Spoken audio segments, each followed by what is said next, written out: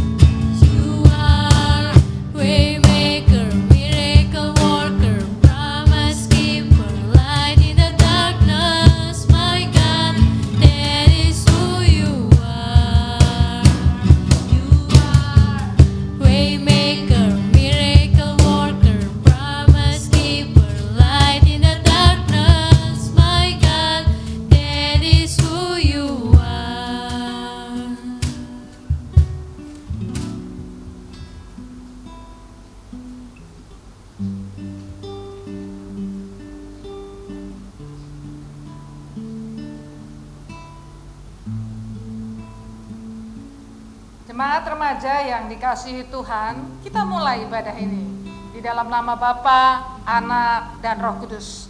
Damai sejahtera turun atas kita sekalian. Amin. Amin.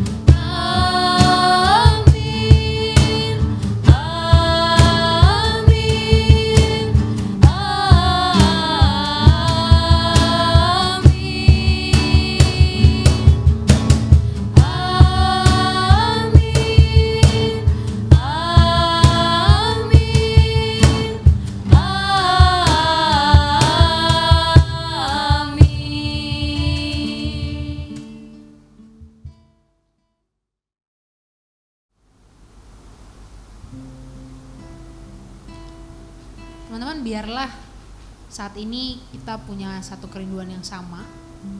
Untuk saat ini kita datang mendekat sama Tuhan, disapa lewat firman Tuhan, disapa langsung sama Tuhan.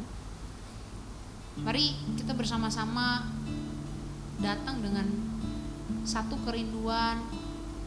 Biarlah ketika sebentar kita masuk dalam firman-Nya, kita boleh semakin dekat, kita semakin menikmati hadirat Tuhan, dan biarlah di situ kita boleh semakin mengasihi Tuhan, semakin menikmati Dia, dan biarlah kita boleh terus mengejar hadirat Tuhan, mengejar hadirat Tuhan.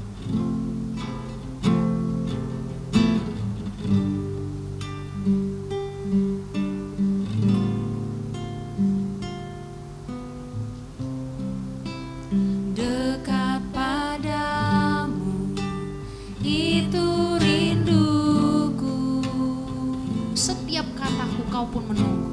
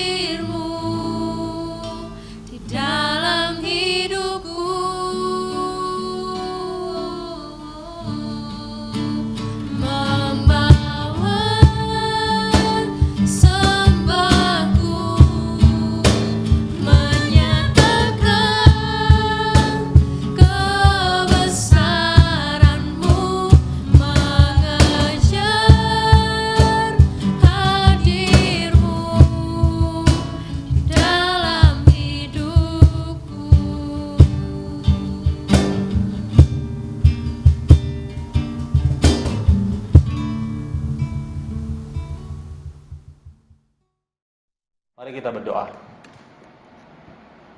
Bapa kami di dalam sorga, kami bersyukur ya Tuhan, pada kesempatan hari ini sekali lagi Engkau memberikan kami satu kesempatan untuk datang beribadah kepada Engkau, ke rumah-Mu.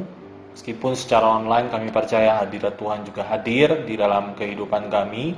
Dan saat ini kami juga mau bersama-sama merenungkan kebenaran firman Tuhan. Kiranya firman Tuhan ini boleh tertanam di dalam hati kami, terlebih kami juga boleh melakukannya di dalam kehidupan kami sehari-hari. Terima kasih ya Tuhan, kami sungguh bersyukur dan kami berdoa hanya di dalam satu nama Tuhan kami, Yesus Kristus. Amin. Ya, shalom saudara-saudara semua. Apa kabarnya? Semoga selalu sehat, selalu dalam keadaan yang baik. Dan saat ini kita mau bersama-sama merenungkan kebenaran firman Tuhan yang diambil dari Yesaya pasalnya yang ke-55. Yesaya pasalnya yang ke-55, ayatnya yang ke-6. Kita akan membacakan satu ayat saja pada kesempatan hari ini. Yesaya 55 ayatnya yang ke-6 berbunyi demikian. Carilah Tuhan selama ia berkenan ditemui, berserulah kepadanya selama ia dekat. Nah teman-teman semua, hari ini kita akan bersama-sama merenungkan satu bagian firman Tuhan yang diberi judul Come to Papa. Ya, kalau berbicara tentang Come to Papa, berarti ini berbicara tentang relasi seorang anak dengan ayahnya. Dan kalau kita berbicara tentang kehidupan kita sebagai anak-anak Tuhan, maka ini adalah relasi hubungan antara anak-anak Tuhan dengan Bapa di sorga. Nah teman-teman, kalau saya boleh bertanya, apa atau kapan sebenarnya seorang anak itu akan mencari papanya? Kapan seorang anak itu membutuhkan papanya atau mamanya dan orang tuanya gitu ya? Kapan kira-kira? Apakah pada waktu dia sedang asik dengan gadgetnya, dia sedang bermain dengan teman-temannya, dia sedang pergi jalan-jalan ke mall bersama dengan teman-temannya? Apakah di saat seperti itu? Tentu umumnya tidak, bukan? Ya, apalagi kalau sedang asik main game, main PUBG, main Mobile Legend, tentu saja itu adalah saat-saat di mana seorang anak tersebut, baik itu pemuda ataupun remaja, tidak ingin diganggu. Ya, jadi tentu saja itu saat-saat di mana dia tidak akan mencari papanya. Tetapi bagaimana ketika mungkin dia lagi asik main gadgetnya, terus tiba-tiba dia lapar, dia kelaparan gitu ya. Akhirnya apa? Dia butuh makanan dan dia akhirnya cari orang tuanya, cari mamanya gitu ya. Atau mungkin dia butuh sesuatu, barang-barang tertentu, maka dia akan cari papanya, lalu mereka akan pergi bersama-sama. Dan saat-saat seperti itulah mungkin seorang anak akan mencari orang tuanya. Atau mungkin ketika si anak ini mengalami sakit, ya, kalau dia sakit, dia butuh orang tuanya, dia butuh papa mamanya untuk merawatnya. Nah, mungkin dia bisa menanganinya sendiri gitu kan ya. Dia butuh sekali di saat-saat yang demikian. Maka kita bisa melihat adalah hal yang lumrah ketika seorang manusia itu membutuhkan sesamanya, membutuhkan orang lain di saat-saat yang sulit. Termasuk di dalam relasi kita sebagai anak-anak Tuhan. Maka seringkali kita juga mencari Tuhan di saat kita membutuhkannya. Dan pada kesempatan hari ini kita akan melihat bahwa seorang manusia sebagai anak-anak Tuhan seharusnya kita mengingat Tuhan, kita kembali kepada Allah ketika kita mengalami masa-masa yang sulit. Dan kita tidak melupakan janji Allah yang nyata di dalam kehidupan setiap manusia. Bahwa ketika setiap kita mengalami kesulitan, maka Allah tidak pernah meninggalkan kita. Dalam bagian firman Tuhan hari ini, seperti yang sudah kita baca, ini menggambarkan tentang sebuah bangsa umat pilihan Allah, yaitu bangsa Israel. Bagaimana kehidupan mereka di masa-masa pembuangan. Mungkin teman-teman tahu bahwa kisah bangsa Israel ketika mereka bebas dari tanah Mesir, mereka masuk ke tanah perjanjian, sampai akhirnya mereka berada di tanah orang lain. Mereka ada di pembuangan karena apa? Karena itu adalah sebuah hukuman yang diterima oleh bangsa Israel karena mendukakan hati Tuhan. Tetapi kita lihat di masa-masa bangsa Israel ini ada di pembuangan, mereka itu sangat menderita, teman-teman. Mari kita lihat ayat-ayat mana saja yang menunjukkan penderitaan bangsa Israel dari bagian firman Tuhan yang kita baca hari ini. Di dalam Yesaya pasalnya yang ke-55 ini, ayat yang pertama, sudah digambarkan dengan jelas beberapa penderitaan yang nyata menggambarkan situasi bangsa Israel pada waktu itu. Misalkan, mereka semua itu kehausan. Mereka adalah orang-orang yang haus. Maka mereka diundang untuk mendapatkan air. Bayangkan teman-teman, dulu mereka mungkin mendapatkan air dengan mudah dan dengan gampangnya, tetapi ketika mereka menjadi budak di tanah orang lain, maka air menjadi sesuatu yang sulit untuk mereka dapatkan. Selain air apa? Jelas mereka tidak memiliki uang. Ini dicatat dengan jelas di ayat yang pertama bahwa mereka tidak mempunyai uang untuk membeli gandum sekalipun. Jadi untuk membeli gandum, membeli anggur dan susu, itu mereka nggak punya. Karena apa? Karena barang-barang mereka, harta benda mereka itu semua menjadi milik kepunyaan orang asing.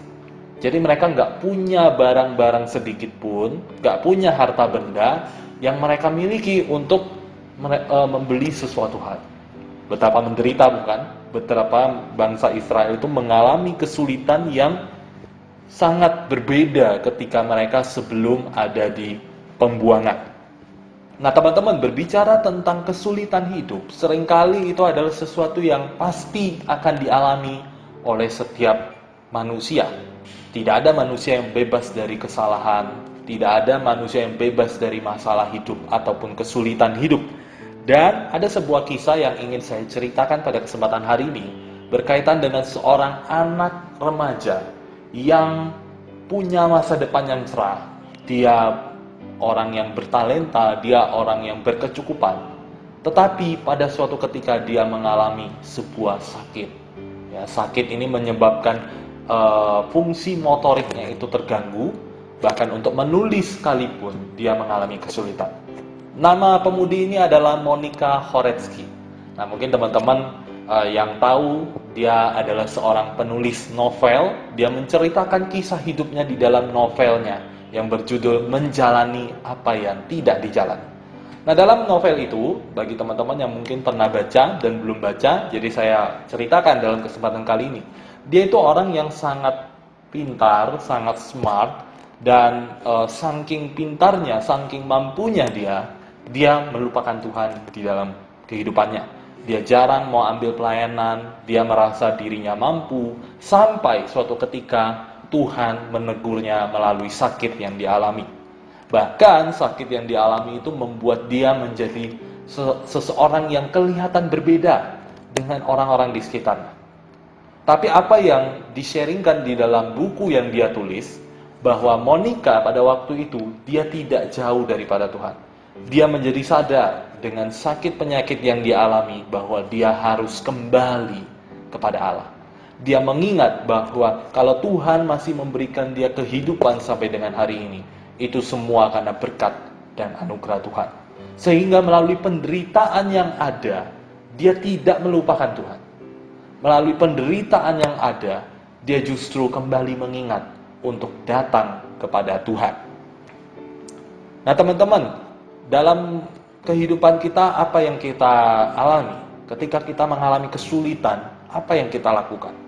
Apakah kita semakin jauh daripada Tuhan, atau kita mau datang kepada Tuhan?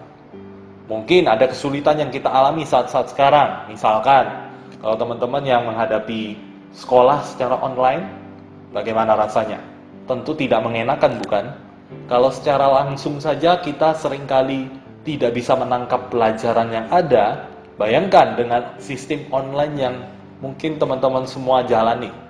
Pasti akan sangat sulit untuk memahami. Apalagi kalau ada yang terkendala koneksi internet, jaringan dan juga mungkin perangkat yang ada tidak memadai, maka ada kekhawatiran ketika mungkin ada teman-teman yang akan menghadapi ujian nasional gitu ya, ada berita-berita bakal ada ujian nasional. Bayangkan dengan studi secara online ada ketakutan bagaimana melalui hal-hal seperti ini. Itu bagi teman-teman yang sekolah. Nah, tapi mungkin ada permasalahan-permasalahan yang lain. Misalkan ada teman-teman yang berada di keluarga yang terdampak secara ekonomi karena virus corona. Ada yang mungkin orang tuanya dipotong gajinya, ada yang mungkin orang tuanya kehilangan pekerjaannya, ada yang mungkin ekonomi rumah tangga menjadi terganggu semasa-masa pandemi virus corona ini, usaha yang tidak lancar dari orang tua. Itu menyebabkan apa? Ada kesulitan-kesulitan hidup yang kita alami. Atau mungkin ada hal-hal yang lain, misalkan ada dari rekan-rekan yang terkena virus corona. Ya, kita tahu pandemi virus corona ini sangat luas penyebarannya. Dan mungkin ada orang-orang di sekitar kita atau mungkin kita sendiri yang terkena virus corona. Apa yang seharusnya kita lakukan di saat-saat seperti itu? Apakah kita malah menyalahkan Tuhan? Atau kita seharusnya mengingat dan untuk berbalik kepada Tuhan dari segala penderitaan yang sudah terjadi di dalam kehidupan kita. Kita kembali mengingat melalui penderitaan itu bahwa ada penyertaan Tuhan yang tidak pernah hilang di dalam kehidupan kita. Bahwa Allah itu selalu menganugerahkan berkat-Nya yang melimpah di dalam kehidupan kita. Hal yang kedua yang bisa kita pelajari dalam kesempatan perenungan kita hari ini adalah bahwa Allah itu selalu menepati janjinya. Dan janji Allah itu selalu menghadirkan pengharapan bagi setiap manusia yang kembali kepada Allah. Mari kita melihat kembali di ayatnya yang ke-6 yang sudah kita baca bersama. Di situ dinyatakan dengan jelas dua kata kerja yang penting. Yang pertama adalah apa? Carilah. Carilah Tuhan selama Ia berkenan ditemui. Berserulah, ya, kata yang kedua adalah berserulah kepadanya selama Ia dekat. Hal yang kedua jelas sekali dinyatakan bahwa carilah Tuhan, ya, kembalilah kepada Tuhan, berserulah kepadanya saat kita mengalami kesulitan, dan selalu ingat bahwa Allah itu adalah Allah yang sudah berjanji, Allah yang tidak akan mengingkari janjinya, Allah yang tidak akan pernah meninggalkan kita. Hal itu tercermin di dalam kehidupan bangsa Israel di bagian pasal yang sudah kita baca. Bahwa ketika mereka meratapi nasib mereka, meratapi penderitaan yang mereka alami, Nabi Yesaya, utusan Allah, menyampaikan dengan jelas bahwa Allah itu adalah Allah yang sudah berjanji, yang memberikan ketetapannya, dan tidak pernah ingkar akan janjinya. Kalau umatnya itu mau berbalik kepadanya, mau kembali kepada Allah, dan tidak menduakan Allah, dan tidak mengecewakan Allah.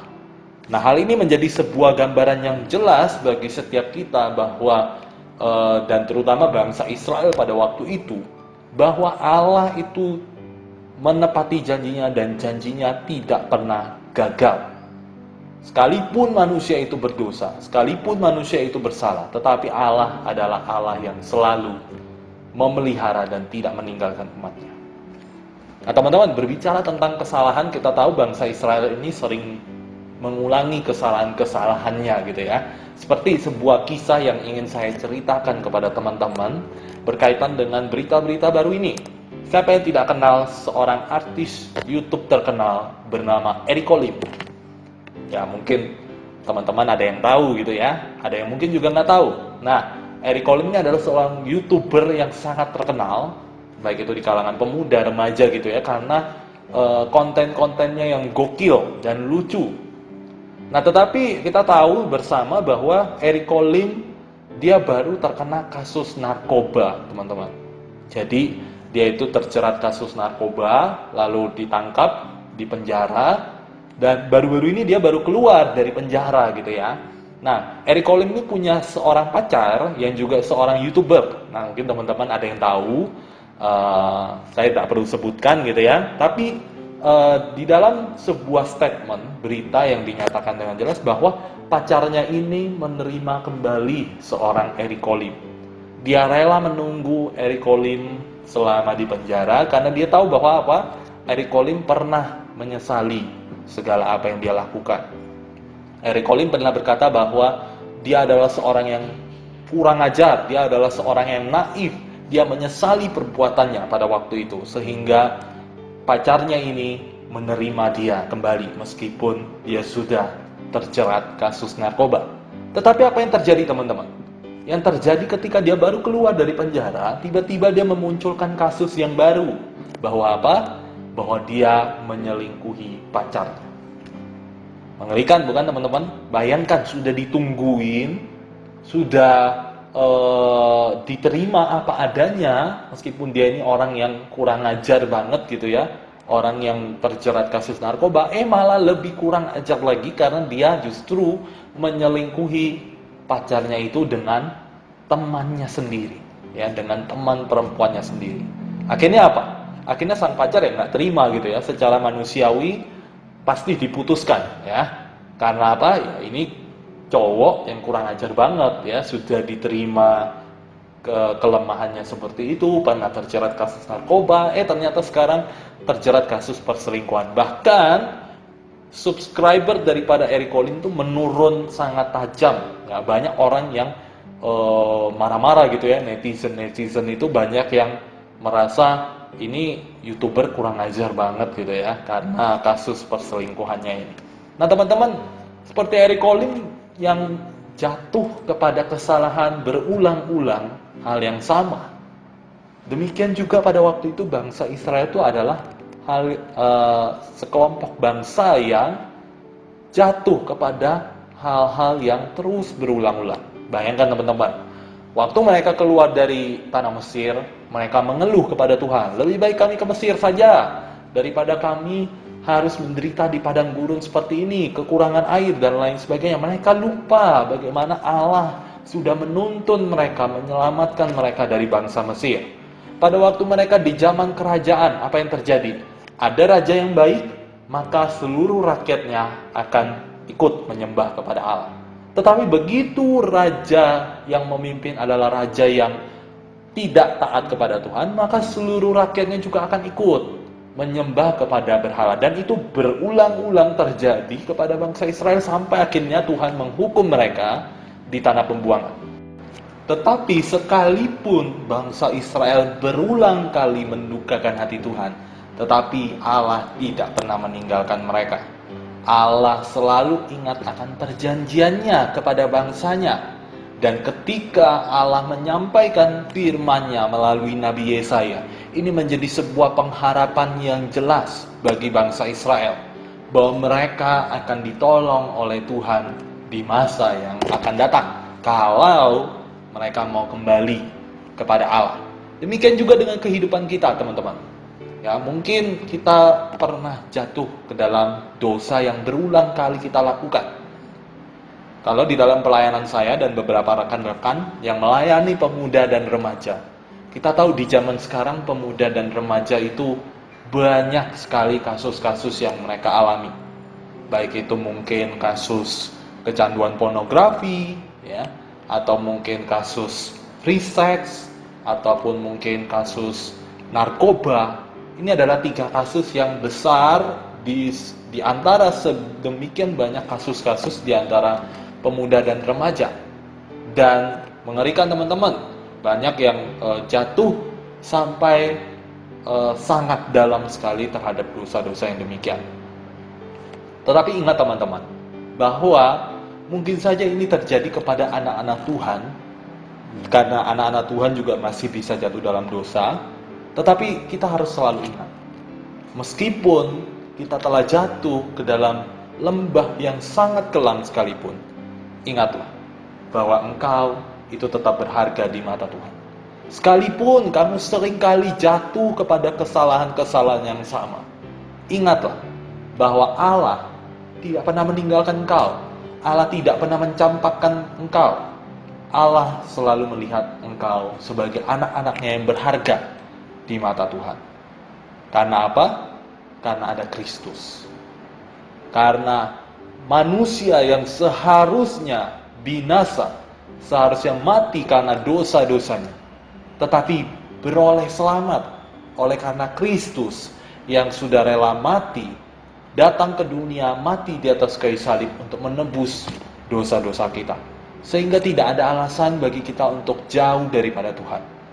Tidak ada alasan untuk kita meninggalkan Tuhan. Dan seharusnya kita selalu ingat bahwa Allah yang pernah berjanji kepada setiap kita anak-anaknya, demikianlah Allah itu tidak akan meninggalkan kita sekalipun kita jatuh kepada lembah yang paling dalam, jatuh di dalam dosa-dosa kita yang paling dalam. Selalu ada ruang untuk kita kembali kepada Allah.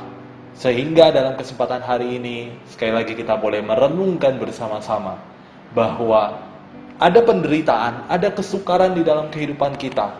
Itu seharusnya membuat kita selalu mengingat kebaikan Tuhan, kembali kepada Allah dan mengingat kasih setianya. Dan jangan pernah lupakan janji Allah di dalam kehidupan kita. Sehingga setiap kita boleh selalu ingat bahwa Allah adalah Allah yang tidak pernah meninggalkan setiap kita dalam lembah kekelaman sekalipun. Come to Papa, kembalilah kepada Bapa yang di sorga, yang selalu melihat setiap kita berharga di matanya. Mari kita berdoa. Benar ya Tuhan, kami sungguh bersyukur pada kesempatan hari ini. Kami adalah anak-anak-Mu yang seringkali mendukakan hati Tuhan, seringkali jauh daripada Tuhan. Tetapi pada kesempatan hari ini kami sekali lagi diingatkan untuk kembali kepada Engkau ya Tuhan.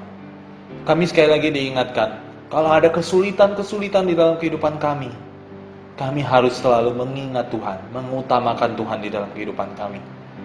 Dan ajarlah kami ya Tuhan untuk selalu mengingat janji Allah, Allah yang tidak akan pernah meninggalkan kami, Allah yang selalu beserta dengan kami, dan terlebih Allah yang melihat setiap kami itu berharga di mata Tuhan.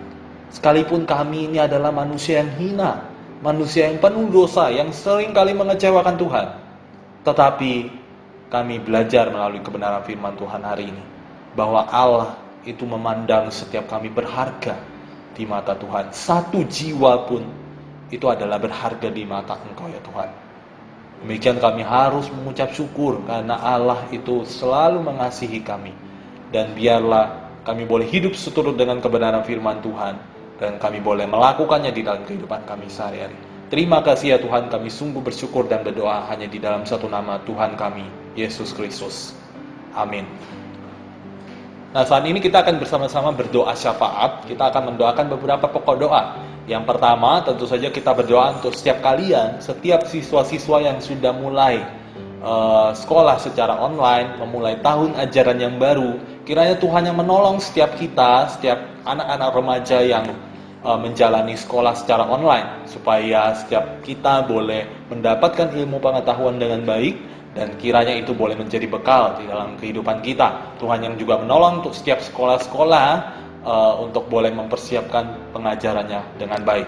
Dan kedua, tentu saja kita berdoa untuk bangsa dan negara ini, terutama di masa-masa pandemi virus corona. Kita tahu bahwa di masa-masa seperti ini kita memang sangat mengandalkan pemerintah yang ada untuk boleh menyelesaikan pandemi virus corona dengan baik, sehingga kita bisa memasuki normal yang baru, ya, sehingga kita bisa kembali menjalani aktivitas kita sedemikian seperti biasanya.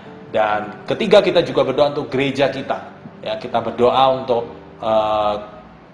orang-orang yang mengelola gereja untuk boleh mengambil keputusan dengan baik terkait dengan membuka kembali ibadah.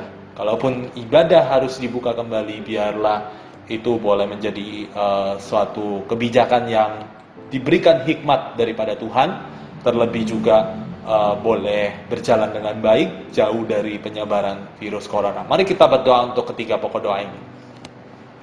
Bapa kami dalam surga, kami bersyukur ya Tuhan pada kesempatan hari ini. Kami sekali lagi berdoa untuk anak-anak-Mu yang saat ini memasuki tahun ajaran baru. Mereka saat ini sedang sekolah secara online, mendapatkan materi-materi secara online, kiranya Tuhan yang menyertai supaya mereka juga diberikan hikmat, boleh belajar dengan baik meskipun secara online. Dan kami bersyukur ya Tuhan, saat ini juga kami berdoa menyerahkan untuk pemerintah kami ya Tuhan Indonesia, supaya di dalam penanganan pandemi virus corona ini boleh terlaksana dengan baik dan juga boleh diselesaikan dengan baik, dan terlebih kami juga boleh memasuki normal yang baru, boleh terus menjalani kehidupan ini tanpa adanya virus corona. Kami berdoa untuk penanganannya, segala usaha yang dikerjakan oleh pemerintah. Terima kasih ya Tuhan.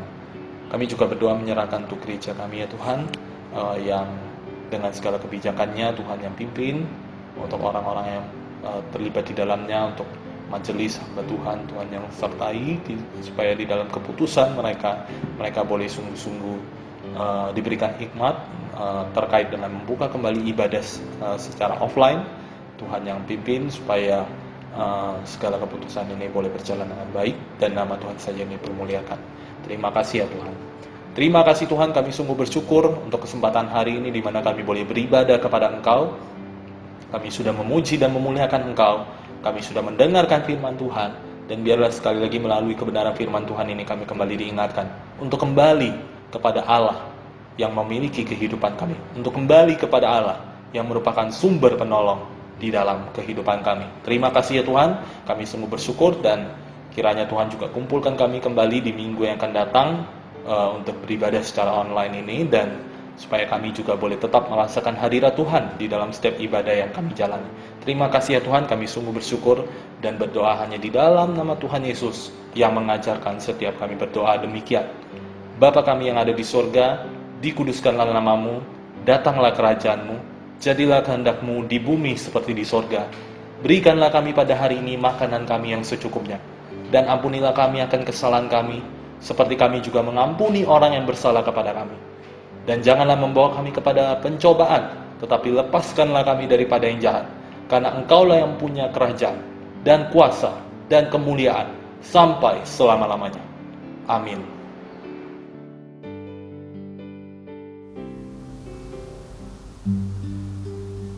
Teman-teman, biarlah setelah kita beribadah, kita boleh terus memiliki ketenangan, memiliki rasa aman dalam Tuhan.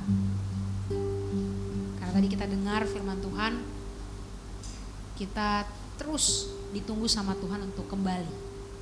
Come to Papa, kembali pada Bapa.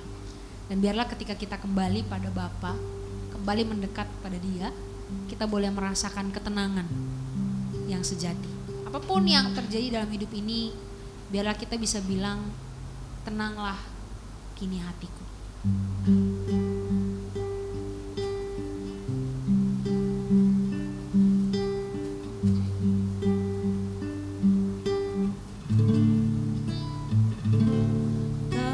Tenanglah kini hatiku, Tuhan memimpin langkahku di